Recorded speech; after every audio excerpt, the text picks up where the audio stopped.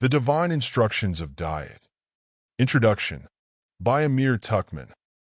Indeed, this is a book about diet. However, the word diet in its title is probably the only parallel with many other books of the same genre.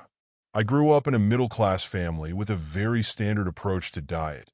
In other words, we ate everything available in the local food stores, restaurants, and markets, and of course, it was a diet that included meat, fish, and dairy. Like every other child, I had normal health problems, which only later in life did I understand were food-related and avoidable with a proper diet. Since early childhood, my interest in science has led me to read scientific books and magazines. The scientific realm has undoubtedly fascinated me, especially the physiology of living organisms. One day, I stumbled upon an article in one of the Nature magazines that left me wondering. That article described a small tribe of Malana people in the Indian state of Himachal Pradesh that had developed a unique defense strategy against violent intruders. It was simply hiding under the water for half an hour or more on one breath, without resurfacing for another, which created the impression that the village was abandoned. When the bandits left the area, the villagers could come out of the water, wet and breathless, but alive and safe. The article also mentioned that the core principle of these people's lifestyles was vegetarianism and regular yoga practice. I was about 9 years old when I read that article, and at that time, I didn't understand the terms vegetarianism and yoga. There were no parallels to these concepts in my way of life. I didn't even ask anyone for further explanation. Nonetheless, I was very impressed with the ability of this Hindu tribe and what they had achieved through their almost religious devotion to vegetarianism and yoga. My second encounter with the term vegetarianism took place when I was 13. My father and I were strolling down a quiet street when we encountered a group of folks of Hindu origins who were noticeably skinnier than the rest around us. So naturally, I asked my father, "Why are they so skinny?" He answered, "They are vegetarians." This time I decided to ask him what a vegetarian is. "Well, they are people who eat grass, and that's why they look like that," he replied cynically. This short answer cooled my desire to ask for further explanation. My third encounter with vegetarianism was about 7 years later. I was 20 years old then. I met a young lady who later became my wife. In fact, at age 15, she decided to become a vegetarian. When we met, she gave me a book about yoga teaching and discipline, which included vegetarianism. This time, I took the subject seriously and began learning and practicing the principles of that ancient discipline. Of course, the best learning comes through personal experience. Therefore, I started shifting my diet toward vegetarianism. Although it took me at least 10 years to become entirely vegetarian, also known as vegan, I began to experience positive changes in my health in the very early stages of the process. Of course, one might wonder why my transformation into vegetarianism took such a long time. There were several reasons for that. First, as I've said before, I grew up eating everything, and no matter how positive and convincing the evidence was in favor of the plant-based diet, it was still difficult for me to grasp the idea that humans are herbivorous creatures like our primate cousins.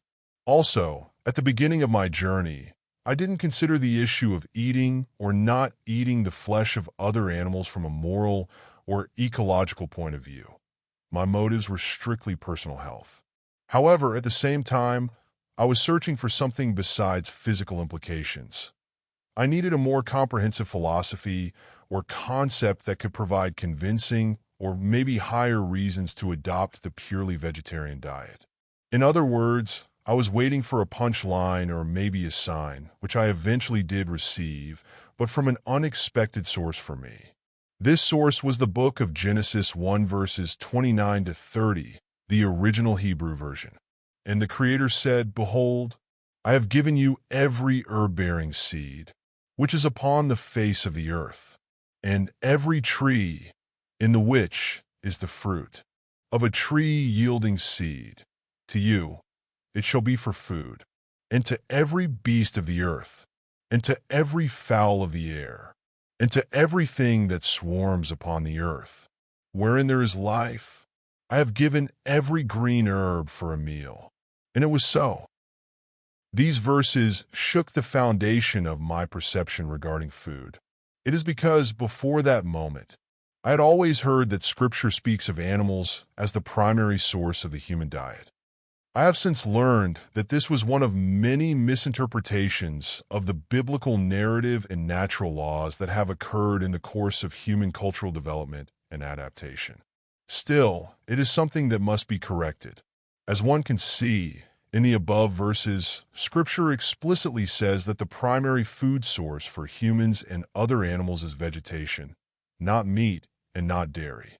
The only misleading word in these verses is food, which in many translated biblical texts appears as meat. However, the term meat is only an Old English form of meal or food.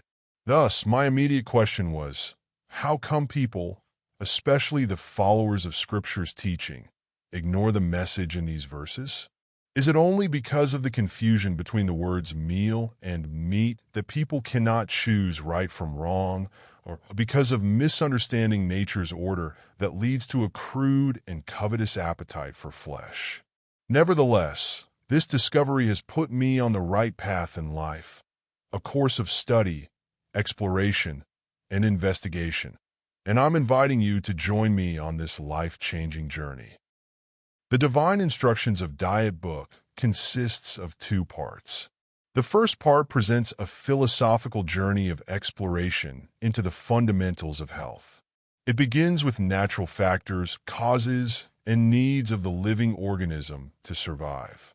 The book discusses prehistoric and modern humans' interpretations and utilization of natural phenomena in the context of cultural, religious, and scientific influence. This exploration is based on the knowledge of contemporary science and biblical records. The core concept is to show that nature's food system is a system of rigid laws, and as with any other known laws of nature, when they are breached, it leads to disruptive results. The laws of nature's food system are not limited to the order of who eats whom or what, which is known as the food chain.